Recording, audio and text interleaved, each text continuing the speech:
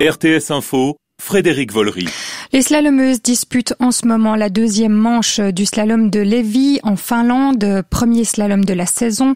La Slovaque Petra Vlhova a pris la tête de la première manche ce matin devant l'Américaine Mikaela Shiffrin et l'Autrichienne Katharina Linsberger.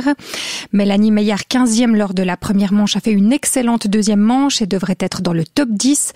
Mais on attend encore le passage des favorites, dont les Suissesses Michelle Gissin et Wendy Holdener, qui pointaient au 4e et 5e rang ce matin.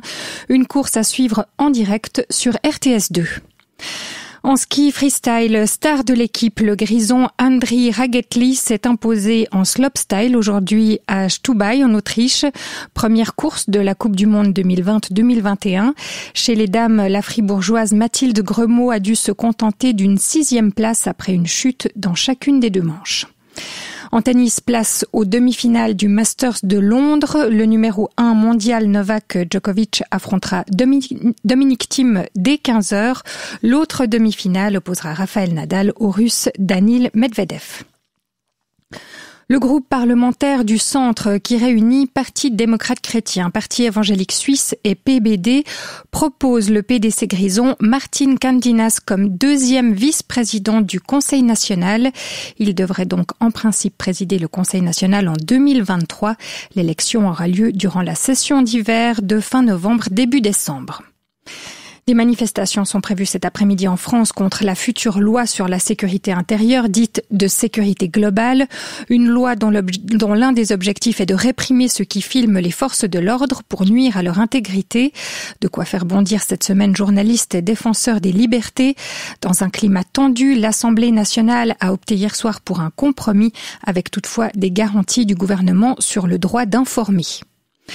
La Russie enregistre de nouveaux records en termes d'infections et de décès quotidiens dus au coronavirus, 2 jours après avoir dépassé la barre des 2 millions de malades. Le plus grand nombre de nouveaux cas quotidiens a été détecté aujourd'hui dans les 2 plus grandes villes du pays, Moscou et Saint-Pétersbourg. Le Premier ministre polonais déconseille formellement aux Polonais de voyager durant la période de Noël. Il a annoncé aujourd'hui que la plupart des restrictions anti-coronavirus seraient maintenues. Sur la semaine écoulée, la Pologne arrive en 3e position pour le nombre de décès dans l'Union européenne, après l'Italie et la France. En Afghanistan, au moins 8 personnes ont été tuées aujourd'hui par des roquettes qui se sont abattues sur le centre de Kaboul, près de la zone verte où se trouvent ambassades et compagnies internationales.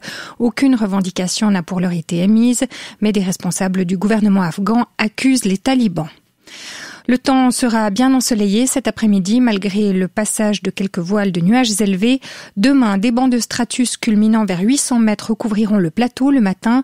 Il se dissipera en cours de journée, cédant sa place à un ciel bien ensoleillé.